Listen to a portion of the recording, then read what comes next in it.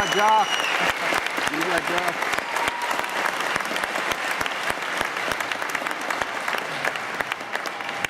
I hope you can hear me back there. Oh yeah. Can you? Yeah. Loud and clear. I want to say that the language that we all speak all over the world has been designed hundreds of years ago, and it makes it almost impossible to talk to one another. So what I'm going to try to do is prove that to you.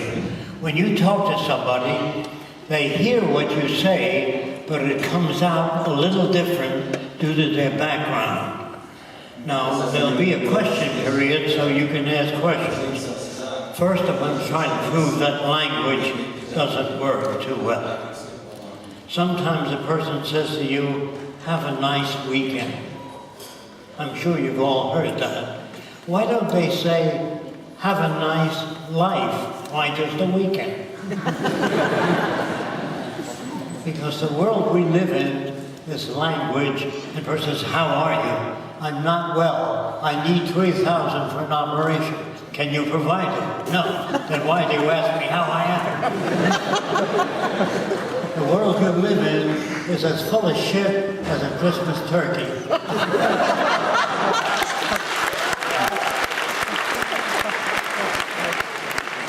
That goes for all nations, not just America. America's rotten to the core, so is every other nation.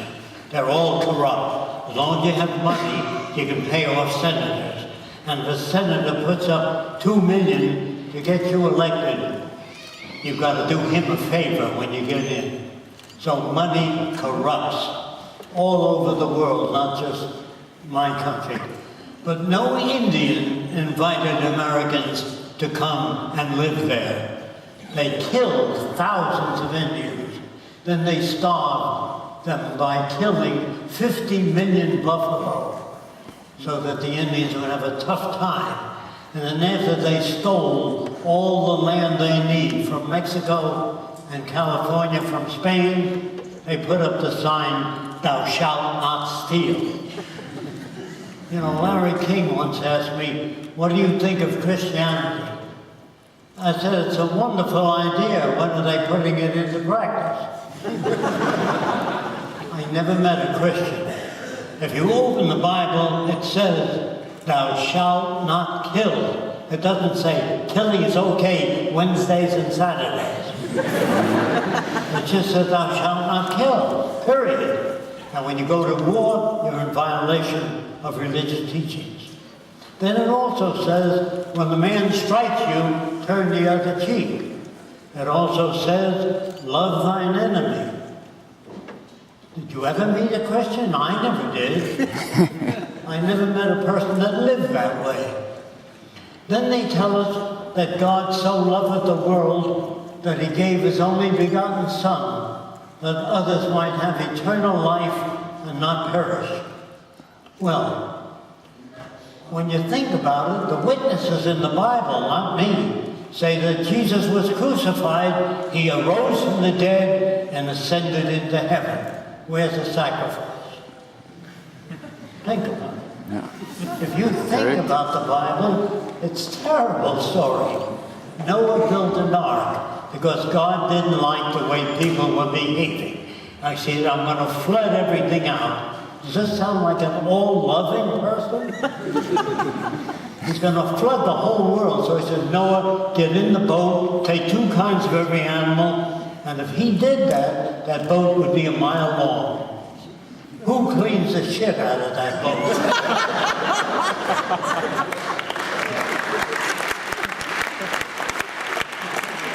I'm trying to get you to be as honest as you can. And that's what I do. I speak honestly. So that 3 priests used to come to my seminars. And they said, the trouble with you, Jacque, is you're trying to make the world a better place. Our heaven is up there. I said, you forgot the Lord's Prayer. Jesus said, thy will be done on earth as it is in heaven. There's no money in heaven, no private property, no social stratification. So people don't know what the hell they're reading. I could never talk to a Christian because they don't even understand the Bible. So it's unfortunate that people try to train you to love your country. Where did your country come from? They stole it from other little tribes. All nations are thieves. All politicians are stupid. Don't take my word for it. George Washington, the first president of the United States, had 300 slaves. If he was alive today, he'd be in prison for life. Harry Truman, another president of the United States, he used to be a hat salesman. What's he doing up there in Washington? Well, Oppenheimer went to see him, and he said, now that we made the atom bomb, will you drop it off the coast of Japan about 30 miles so they can see you have a terrible weapon instead of dropping it on Japan? And Truman said, I don't want to see those guys around. And he kicked them out so they could never come back, and he dropped a bomb in Nagasaki and Hiroshima. A lot of scientists thought surely the president wouldn't use that. He'd just say, we have a terrible weapon. He was such a stupid asshole that he did use it. And that makes hatred in the world. Military solutions are when people don't know how to solve problems. So years ago, when I tried to make the world a better place, I said, Jacque, how do you know you can turn people around? There's so many different religions, so many different concepts of right and wrong. In the Arab world, a guy would have 6 wives, and if he can afford it, he'd 10 wives. And King Solomon, according to the Bible, had 1,000 wives. And he's respected. Today he'd be arrested as a bigamist. So all the baloney you got in the salami and the Bibles are full of shit. I'm sorry to say that, but that's the way it is. So if I'm going to try to free you from the kind of thinking all societies put in the minds of people, even the universities, they're better than ever today as far as equipment goes. They have microscopes, scientific atom smashers, everything. And the wars are getting worse.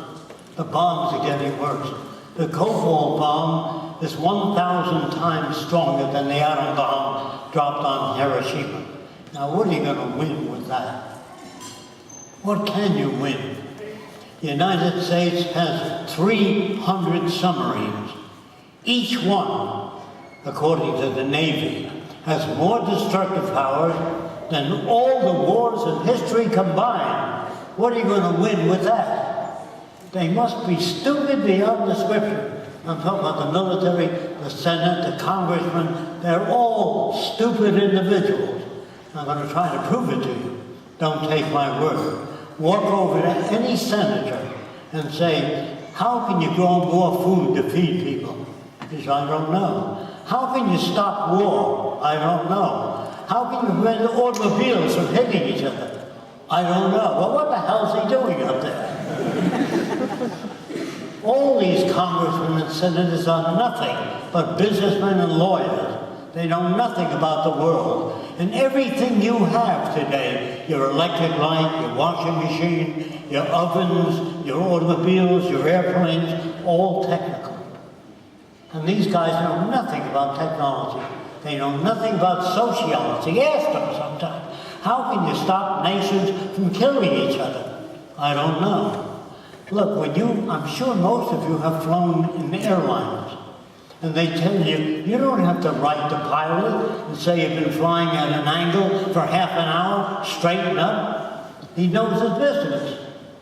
And the navigator knows how to get you any place. So you don't have to write. They tell you to write your congressman for women's rights. Why do you have to write the jackass? He should know that. Women should have the same opportunities men have in all areas, wages and everything else. How many women do you have in government today? Very few. So all this bullshit about democracy, freedom, are just words. You cannot have a democracy. Let me tell you what a democracy might be like. The president would get up and criticize another country. I'm sorry, I can't. Doesn't work. President would get up and criticize another country for an hour and a half. When he gets through, we would invite the Prime Minister of that country he criticized to come up and give his point of view. Then we'd invite the Prime Minister of Sweden. He said, they're both full of shit. This is how I see it. That's a democracy. We have every point of view on the air. On Sunday in America, you have religion. Not all religions, some religion. In the democratic society, you'd have all religions and non-religions, what people don't believe and do believe. And it's up to you, the people of the world, to turn it off. Not up to the president. All radio stations, all television stations, all publishers, meaning 90% of them, publish stuff that they think you ought to hear. And if there's any books that they think you ought not to hear, they don't announce it on the air. They don't show. In other words, when you look at American history books, everybody says the right thing. Everybody does everything okay. There's no such people. We all make mistakes, or we don't make mistakes. The first guy that tried to fly, he built 2 wings, only 3 feet long, and he jumped off the Eiffel Tower, and he died. And his brother-in-law wrote, make wings larger next time. Where do you think it comes from? Nobody ever makes a mistake. They don't know. If you want to build a flying machine, there were guys that built little wings and jumped off things, and they broke their legs. And another guy said, gee, maybe I want to make them a little larger. So nobody knows what happens. Nobody ever makes a mistake. If you fall in love at 15, it's not like falling in love at 30. You know what I mean? Your standards change. And also, another bullshit word is love. Now, a lot of people get mad at me when I say that. Hear me out. Nobody here likes everything they've ever done in life. Is that true? You did stupid things in the past. You made a lot of things you wouldn't do today. So that means that sometimes we like ourselves very much. Sometimes a little less. Sometimes we think, what a dumb thing I did. That goes for love too. When you marry, you will love your husband very much sometimes. Sometimes a little less. Sometimes, how do I ever get into this? That's the truth. Love fluctuates. It's not fixed. You don't love everything you've ever done. Nobody does. So if you understand what I'm talking about, the world you live in pumps all kinds of crap into your head when you're very little. Who loves you more than anyone? Your mama and your papa. See? And they pump that into your head. What's the greatest country in the world? I don't know. If you live in Turkey, it's Turkey. If you live in France, it's France. You live in the United States, it's America.